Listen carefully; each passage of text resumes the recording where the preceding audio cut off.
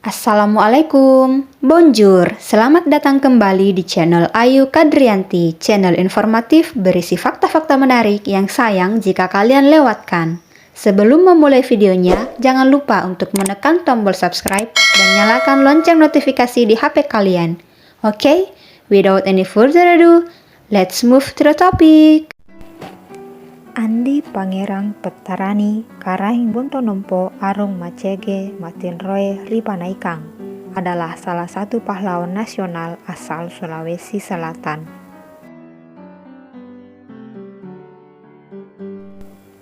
Pettarani lahir di desa Mangasa pada Kamis 14 Mei 1903 dari rahim Ibatasai Daeng Tacho, salah satu putri dari 8 pemangku adat kerajaan Goa, yakni Galaran Tombolo. Sang ayah sendiri saat itu menjabat sebagai salah satu pemangku kebijakan Bate Salapang, gabungan 9 raja-raja di wilayah Kesultanan Goa. Lantas, kenapa ada kata pangerang di tengah namanya? Beberapa sumber menyebut bahwa pangerang di sini bukanlah pangeran seperti lazimnya dalam bahasa Jawa. Terlebih, istilah bahasa Makassar untuk sang putra mahkota adalah anak Karaeng. Adapun kerajaan Bugis mengenal gelar Andi, Opu, Daeng, Karaeng, Arung, dan Bau. Asal muasal nama pangerang berasal dari istilah sesembahan tanda hormat yang dibawa dalam upacara atau kunjungan tertentu. Ayah dan ibu Pettarani yang sedang hamil tua membawa erang-erang tatkala bertamu ke orang tuanya. Pemilik nama lengkap Andi Pangerang Pettarani Karaeng Bontonompo Arung Macege Matinroe Ripanaikang ini menghabiskan seluruh masa pendidikannya di kota Makassar.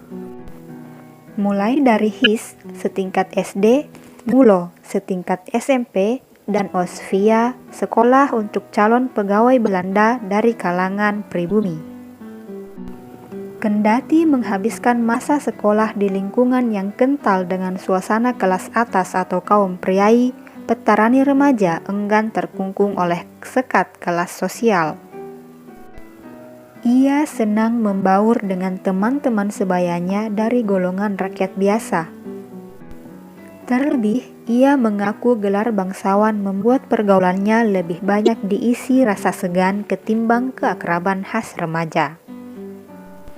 Lulus Osvia, ia langsung menjabat sebagai Karaeng Bontonompo dan Bestur Asisten atau Asisten Swapraja di Kesultanan Goa pada tahun 1925. Usai sang ayah menjadi Arumpone ke-32 pada 16 April 1931, Pettarani kemudian diangkat sebagai sekretaris pribadi Arumpone dan sekretaris daerah Swapraja Kesultanan Bone.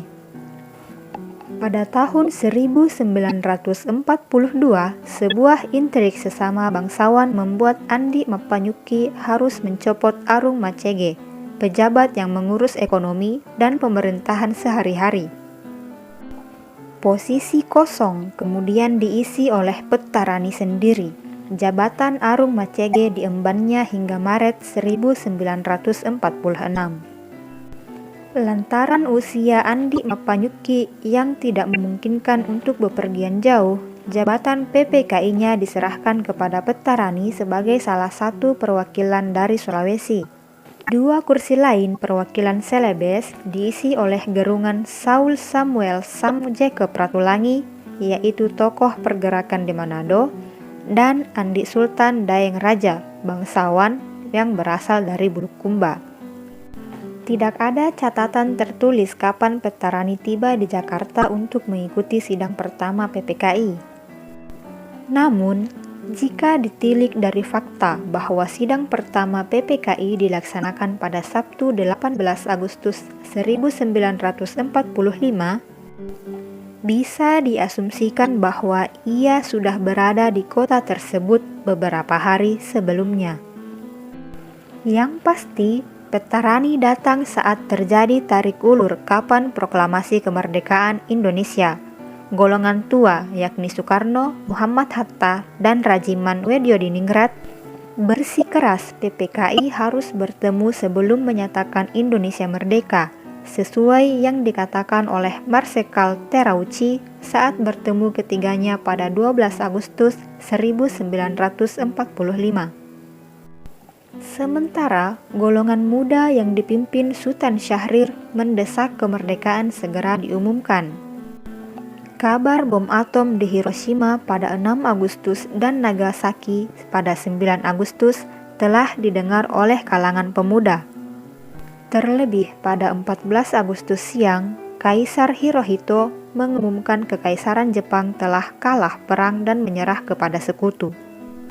Petarani merasakan ketegangan sepanjang 15–16 Agustus tahun 1945 lantaran adu argumen yang kuat antara golongan tua dan golongan muda. Yang satu bersikukuh sidang PPKI harus dilaksanakan dulu sebelum Indonesia dinyatakan merdeka, dengan tanggal tenggat yakni 22 Agustus sesuai pembicaraan dengan Marsekal Terauchi. Pada 15 Agustus sore, dua tokoh pemuda yakni Subadio Sastrosatomo dan Subianto terus merongrong Dwi Tunggal untuk segera mengumumkannya. Mereka bahkan menyebut 15.000 orang siap menyerbu Jakarta untuk menumpas sisa-sisa personel tentara Jepang. Debat tak henti, sampai peristiwa Rengas Dengklok jadi titik kulminasi. Singkat cerita, naskah proklamasi dirumuskan pada Jumat 17 Agustus dini hari. Sebagian besar anggota PPKI termasuk Petarani turut hadir di rumah Laksamana Tadashi Maeda. Sebagai anggota delegasi Sulawesi, bersama Sam Ratulangi dan Andi Sultan Daengraja, ia pun menyaksikan momen bersejarah pembacaan proklamasi di Jalan Pegangsaan Timur nomor 56. Petarani mengikuti seluruh rangkaian rapat PPKI yang membahas arah Indonesia yang baru dibentuk. Ia turut menyumbang pikiran dalam penetapan Jakarta Charter sebagai konstitusi dan perubahannya, pembagian provinsi, pembentukan badan eksekutif dan badan keamanan rakyat. PPKI dibubarkan pada 29 Agustus, lalu diganti menjadi Komite Nasional Indonesia Pusat. Sepulang dari Jakarta, Petarani menumbuhkan semangat kemerdekaan di tengah rakyat. Ada momentum berharga yang akhirnya diraih setelah merasakan pahitnya kolonialisme dan penjajahan. Kabar proklamasi memang tersebar tak merata di Sulawesi, namun gaungnya membuat semangat masyarakat meningkat berkali-kali lipat. Langkah strategis turut ditempuh para bangsawan Bugis dan Makassar. Petarani hadir dalam Deklarasi Jongaya 15 Oktober 1945 saat raja-raja seluruh kesultanan di Sulawesi Selatan mengikrarkan sumpah setia dan menyatakan sikap peleburan ke wilayah Republik Indonesia.